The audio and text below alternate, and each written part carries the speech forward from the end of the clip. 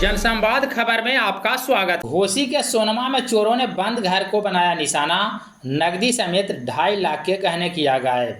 दरअसल मामला घोसी थाना क्षेत्र के सोनमा गांव का है, जहां चोरों ने एक बंद घर को निशाना बनाया है, जिसमें चोरी की भीषण घटना को अंजाम दिया है।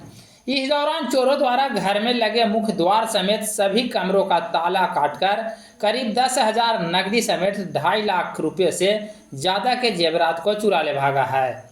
इस बाबत गृह स्वामी वीरेंद्र शर्मा के द्वारा घोसी थाने को सूचना दी गई है। प्राप्त जानकारी के मुताबिक वीरेंद्र शर्मा अपने बेटे के साथ उत्तर प्रदेश के बरेली में रह रहे थे और घर में ताला बंद था, जिसे चोरों ने निशाना बनाया है। हालांकि अभी चोरी गए सामानों का पूरा आकलन नहीं हो पाया है। फिर भी वीरेंद्र शर्मा के भाई के अनुसार लगभग 2.5 से 3 लाख रुपये का सामान चोरों ने चुराया है। इस बाबत घोसी थाना में लिखित शिकायत दी जा रही है।